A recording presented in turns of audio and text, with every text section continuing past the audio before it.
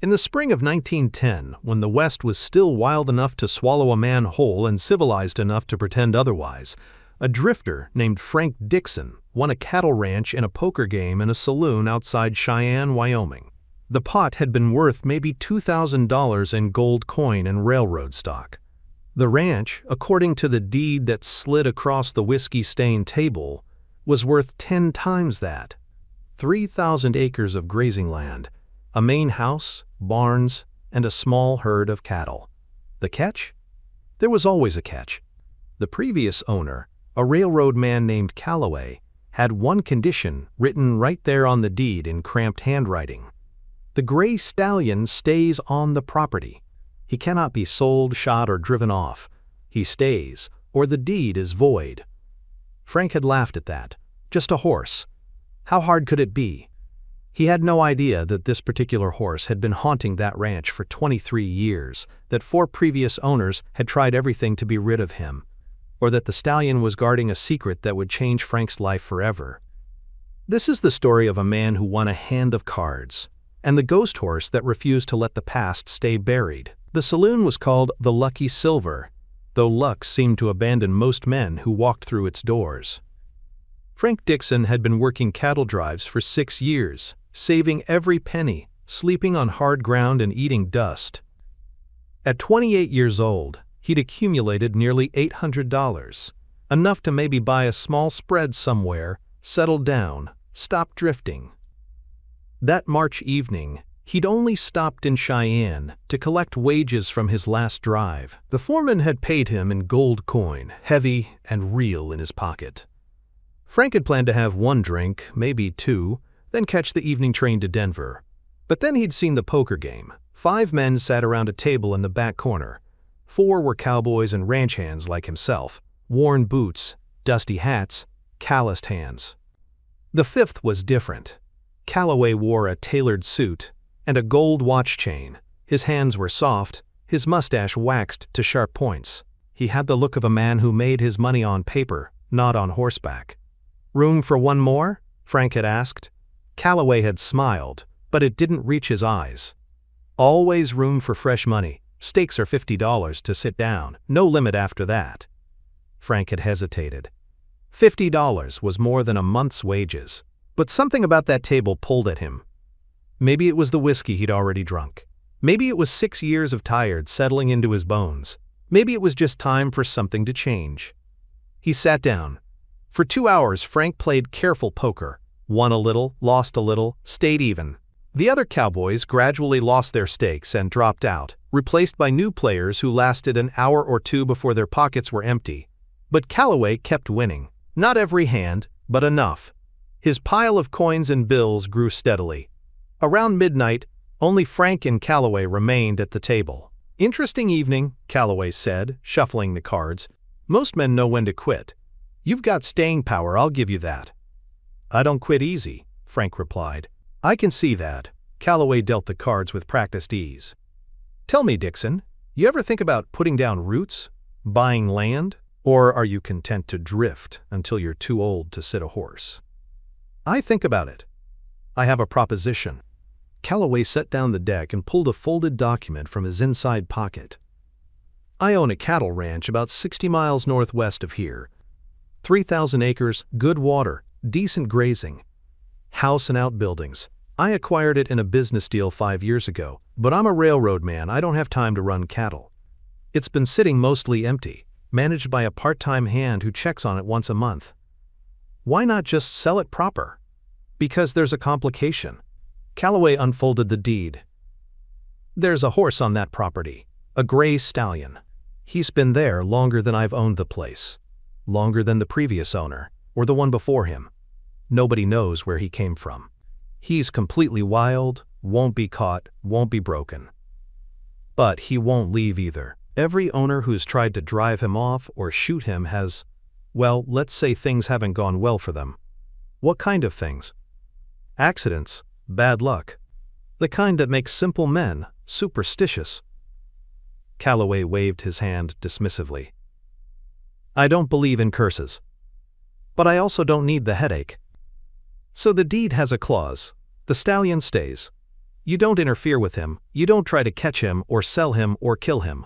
He roams the property as he pleases. In return, you get 3,000 acres of prime Wyoming ranch land." Frank studied the other man's face.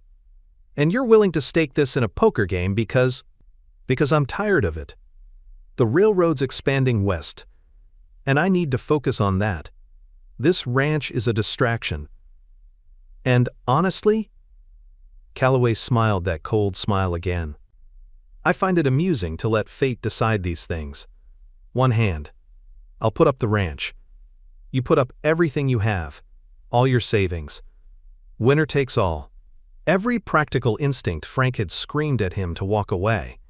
But 6 years of drifting, of having nothing to call his own, of watching other men build lives while he just passed through, all of it pressed down on him like a weight. "Deal the cards," Frank said. Calloway dealt 5 cards to each of them. Frank picked up his hand, 3 jacks, an 8, and a 4. A strong hand, but not unbeatable. He discarded the 8 and 4. Calloway gave him 2 new cards, both queens, full house, jacks over queens.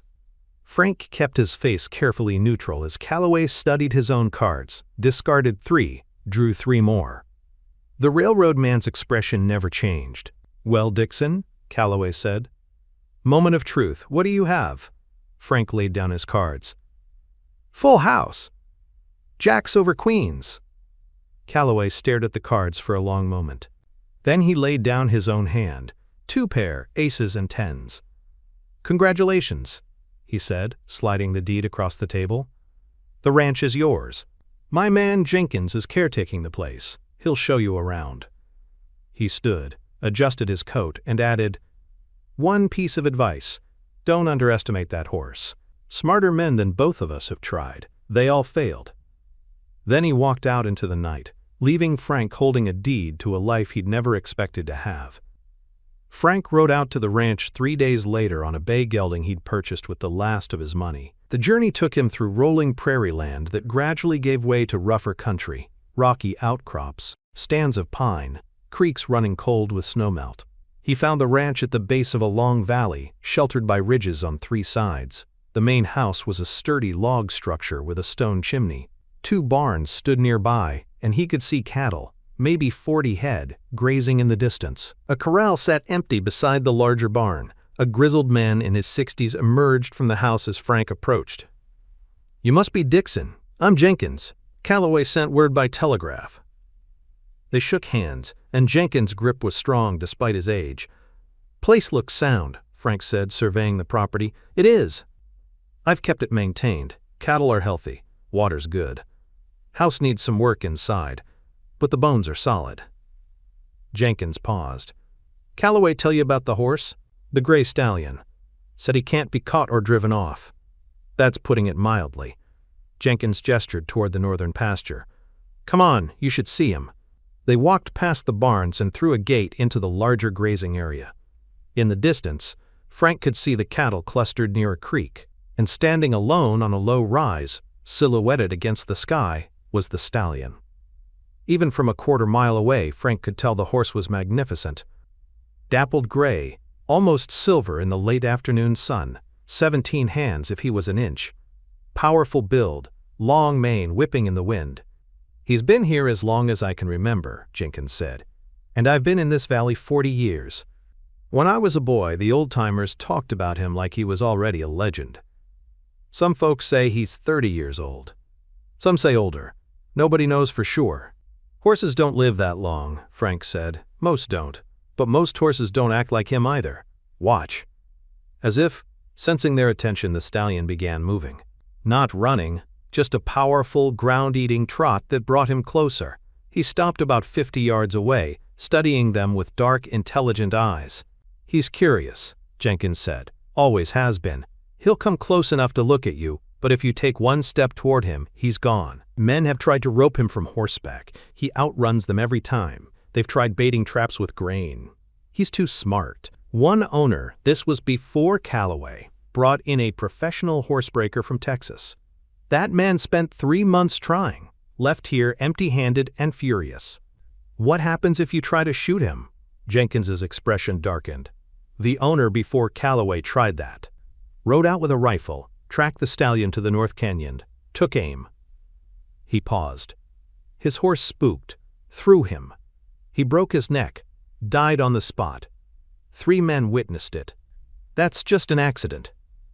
Maybe. But there've been 4 owners before you, Dixon.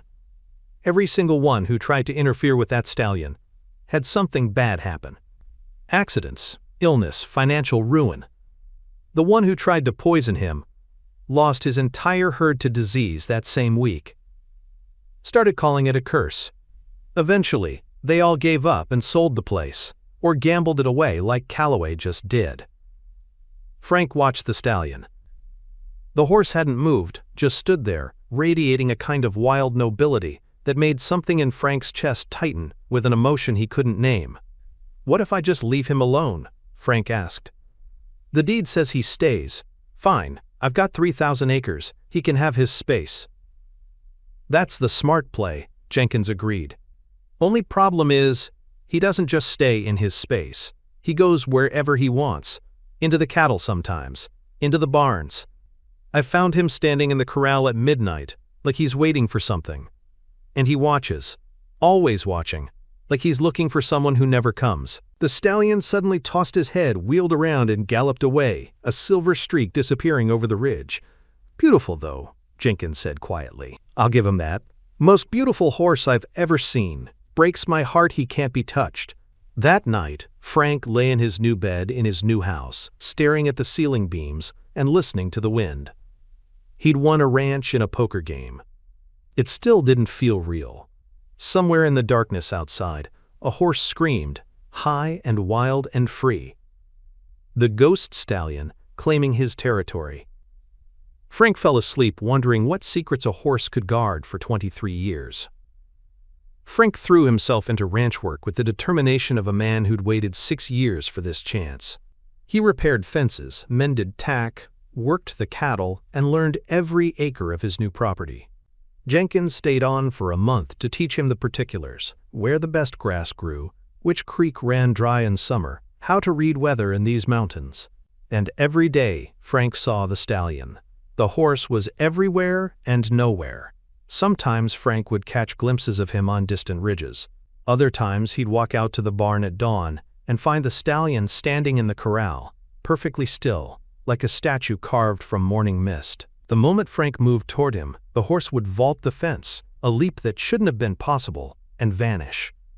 "Told you," Jenkins said. "He goes where he pleases."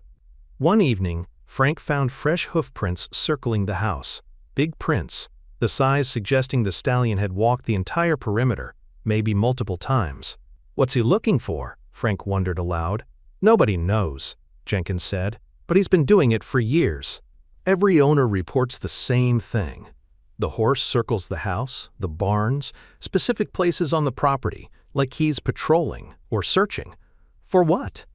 Jenkins just shook his head. Frank started paying closer attention to the stallion's patterns.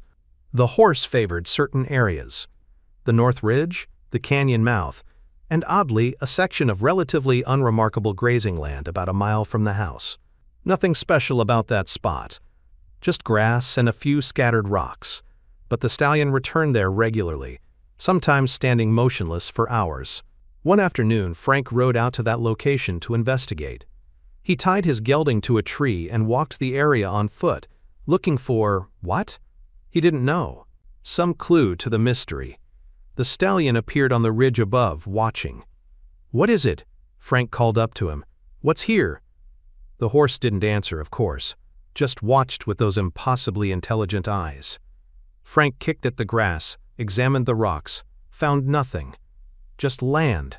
But as he turned to leave, something caught his eye. A small depression in the ground, almost hidden by vegetation. Not natural, too regular. He knelt and brushed away the grass.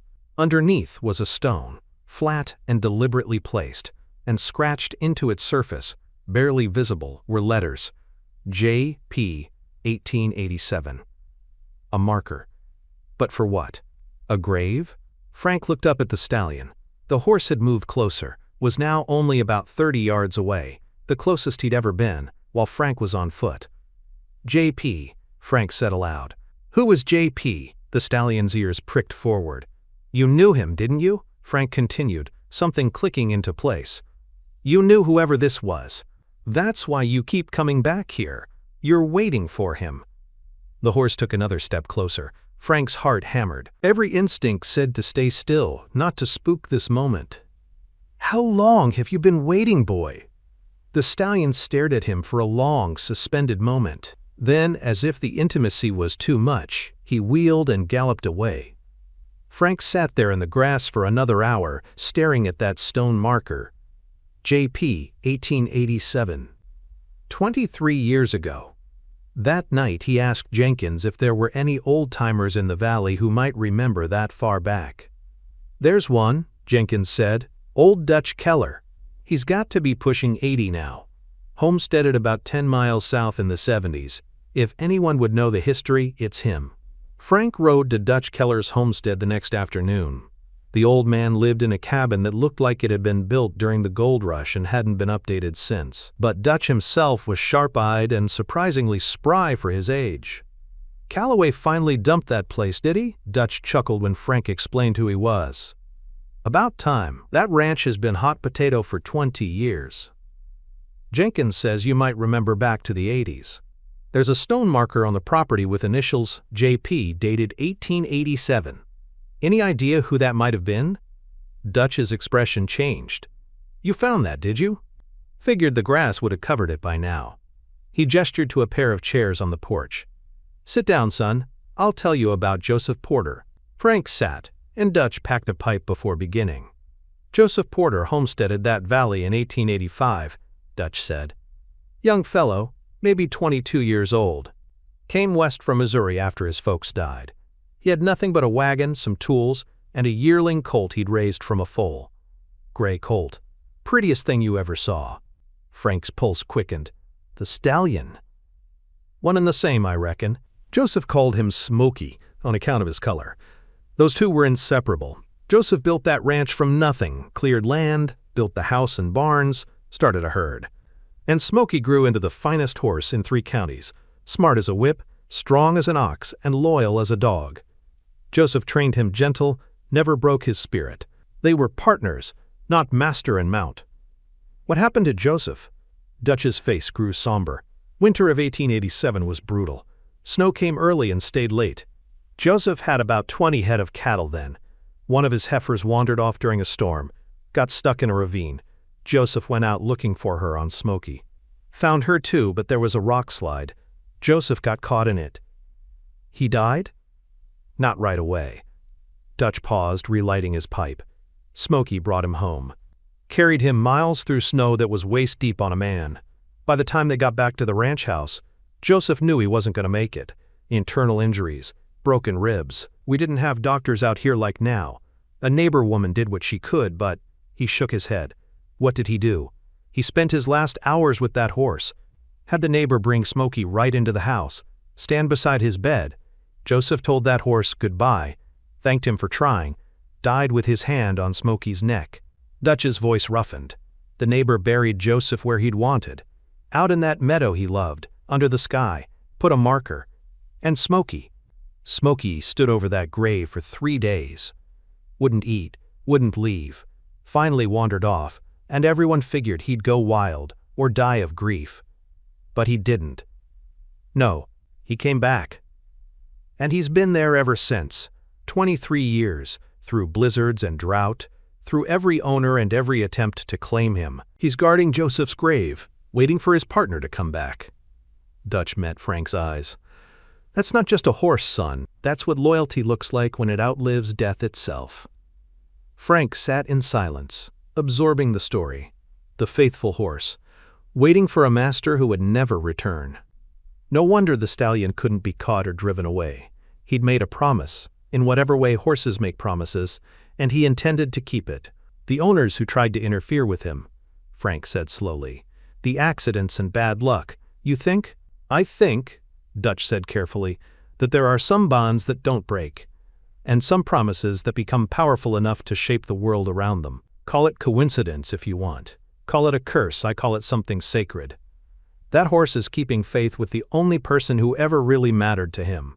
And heaven help anyone who tries to stop him. Frank rode back to the ranch as the sun set, his mind full of the story. When he arrived, Smokey was standing in the meadow near Joseph's grave, silhouetted against the orange sky. The ghost stallion, keeping vigil over bones that were 23 years buried. Everything changed after Frank learned the truth. Before, the stallion had been a mystery, a frustration, a condition of ownership. Now he was something else entirely. A living monument to love and loyalty, a creature operating on a plane of devotion that most men couldn't comprehend.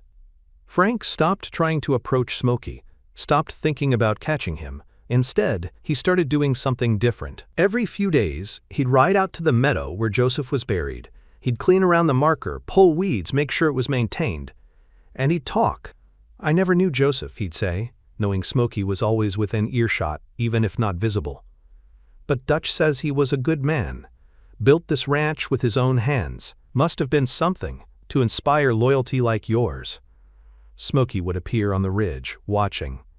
"I'll take care of his place," Frank continued. "That's a promise. I won't let it fall to ruin.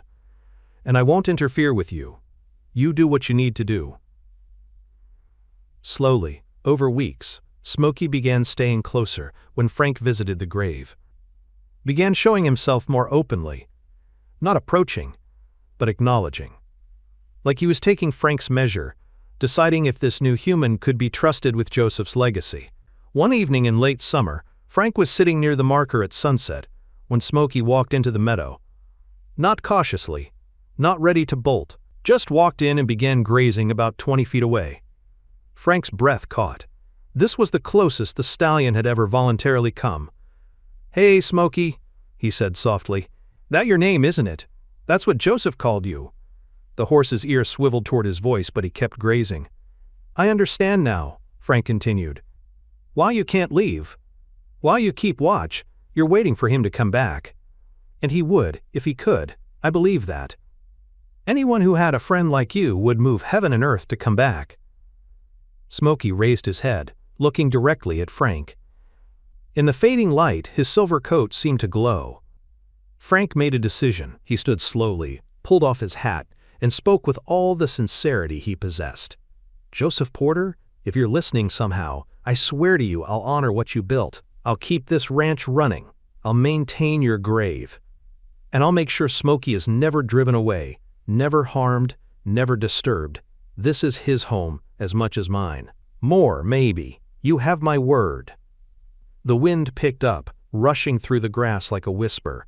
Smokey took 3 steps closer, then 3 more. He stopped just outside arm's reach and lowered his head, breathing softly. Frank stood perfectly still, barely breathing. The stallion's dark eyes met his, and Frank felt like he was being seen all the way down to his bones. Judged, measured against the memory of a man who died 23 years ago.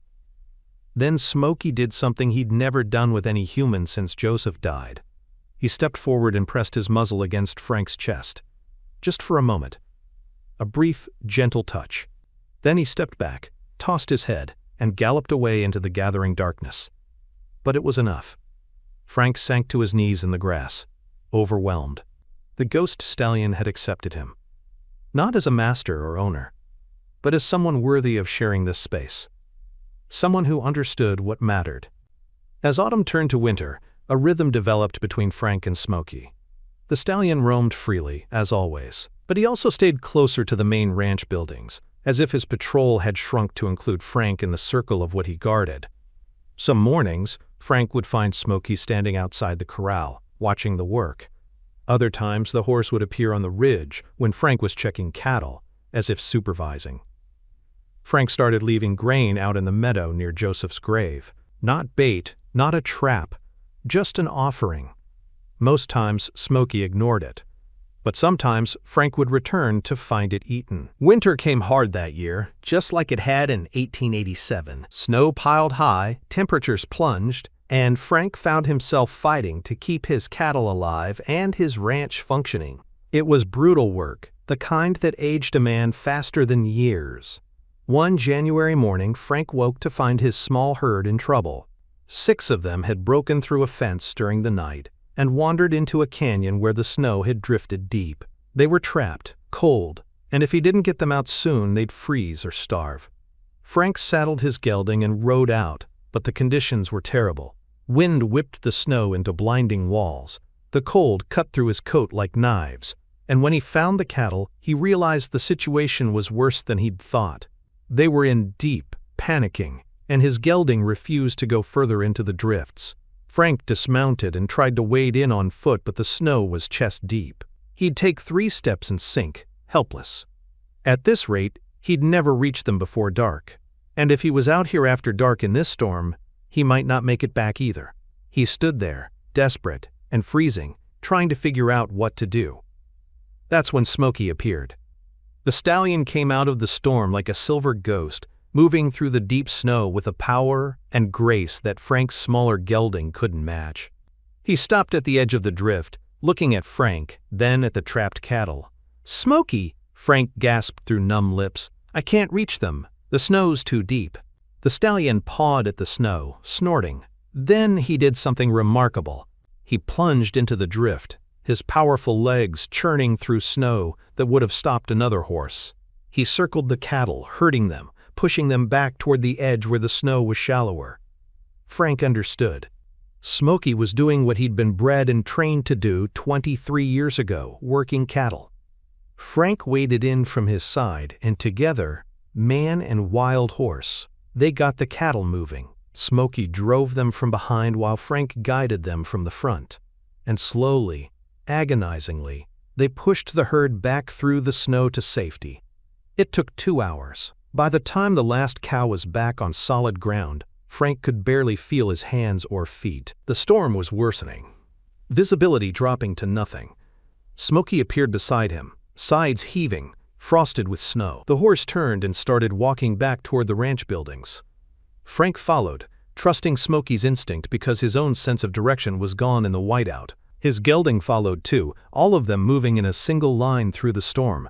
Smokey led them straight back, didn't hesitate, didn't waver. Even in conditions where landmarks disappeared and the world became a uniform white nothing, the stallion knew exactly where he was going. When they reached the barn, Frank was so cold he could barely unsaddle his gelding. Smokey stood outside the barn door, watching to make sure Frank made it inside. "Thank you," Frank called to him, teeth chattering.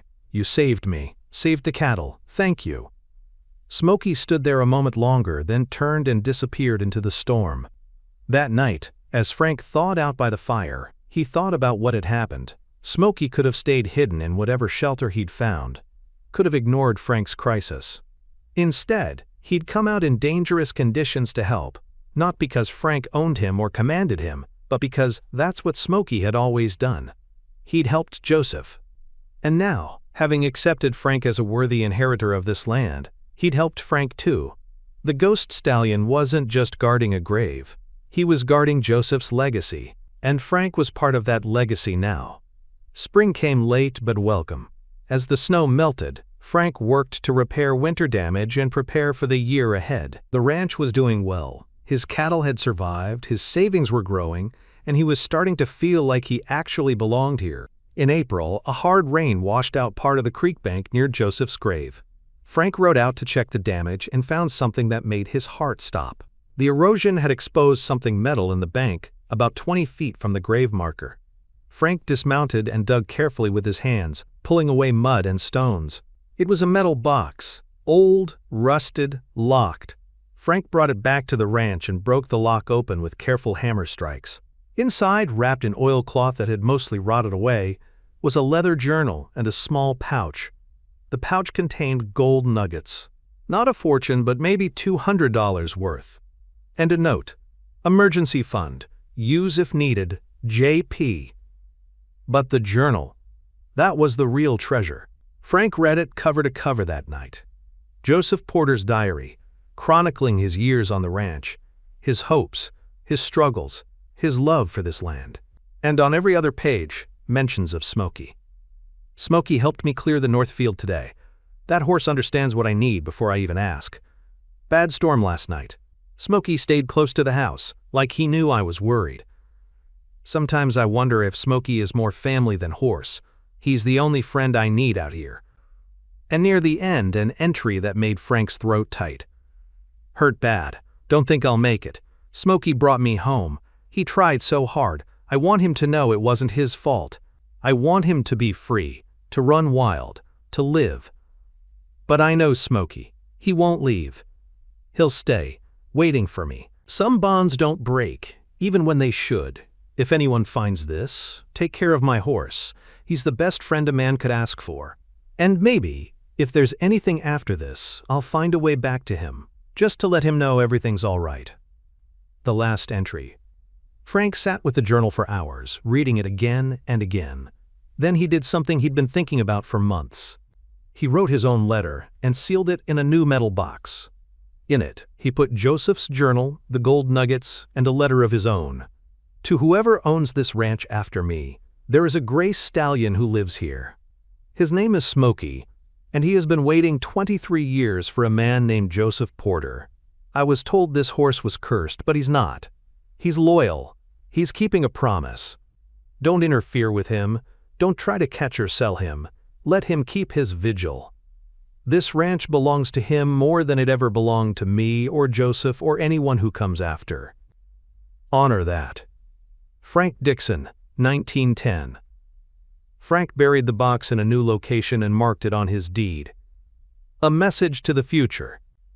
A way to make sure Smokey's story was never forgotten. That evening he rode out to Joseph's grave with the original journal. Smokey was already there, grazing in the meadow. Frank sat down near the marker and opened the journal to the last page. "Smokey," he said, "I found something that belonged to Joseph. I thought you should hear it." The stallion raised his head, watching. Frank read the last entry aloud.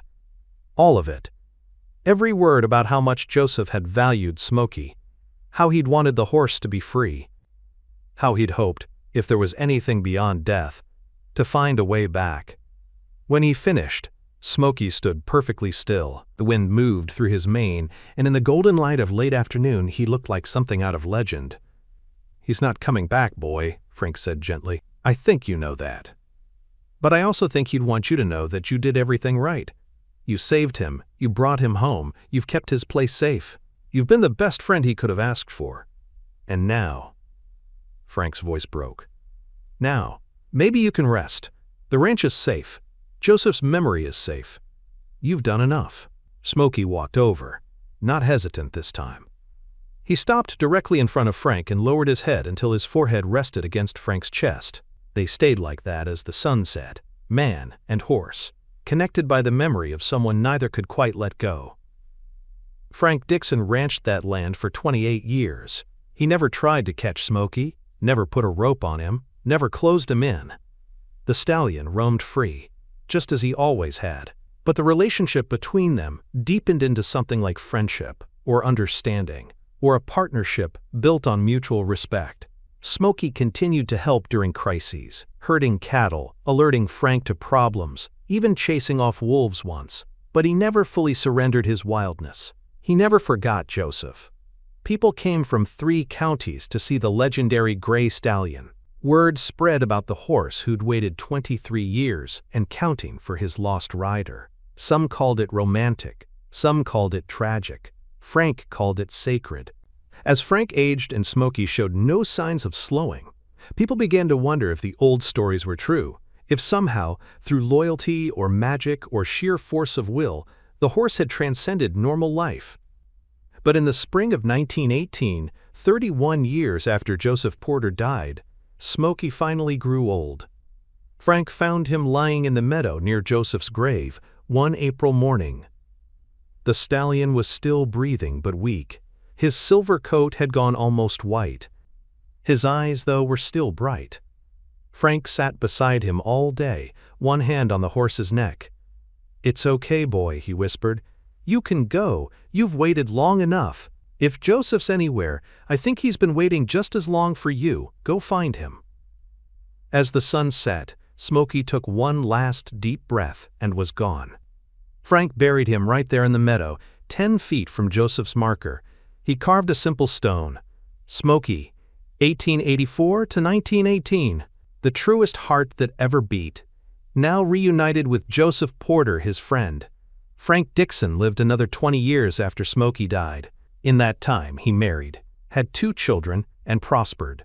The ranch grew and thrived. But he never forgot the stallion, and he made sure his children knew the story. Before he died in 1938, he updated his will with the same requirement Callaway had put in. The meadow where Joseph and Smokey were buried was to be protected. Never built on, never plowed. Kept wild and free, just like the horse who'd guarded it for 31 years. The story spread through Wyoming and beyond. It became legend. The loyal horse who waited a lifetime. The man who honored that loyalty. The bond that death couldn't break. Some say on spring evenings, when the light is just right, you can still see a silver shape moving through that meadow. A ghost horse, still keeping watch, still waiting. Frank never saw such things, but he believed them possible, because he'd learned something from Smokey that most men never understand. There are forces in this world stronger than ownership or control. Love, loyalty, devotion. These things can reshape reality around themselves. They can keep a horse alive beyond his years. They can guide a man through a blizzard. They can turn a poker game into destiny. Frank Dixon had won a ranch in a poker match. But what he'd really won was the privilege of witnessing something most people only read about in stories. A loyalty so pure it became holy, a promise so deep it carved itself into the bones of the earth. And in the end, that was worth more than all the gold in Wyoming. If Smokey's story touched your heart, please share this video with someone who needs to be reminded that loyalty and love can transcend even death itself. Hit that like button to honor the memory of a horse who kept faith for 31 years. Subscribe to our channel for more incredible horse stories of courage, devotion, and the unbreakable bonds between horses and the humans who love them. Drop a comment below. Have you ever known an animal with loyalty like Smokey's? We'd love to hear it. Remember, some promises are too powerful to break. Some bonds are too deep to die. Thanks for watching, and we'll see you in the next story.